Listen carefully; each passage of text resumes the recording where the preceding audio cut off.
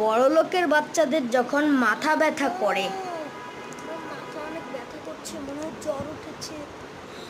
আমার বাচ্চাটার জ্বর উঠেছে, মনে হয় আমার হসপিটালে নিতে হবে। হ্যাঁ, ভর্তি করে আসি। ভাই, রিপোর্টে কি হয়েছে? একটু রিপোর্টটা দেন না।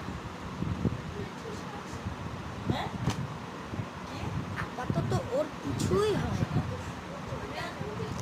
আর আমাদের বাংলাদেশে যা হয়, আমার মাথা ব্যথা করতেছে। তো কি হয়েছে, এখন কি করবি?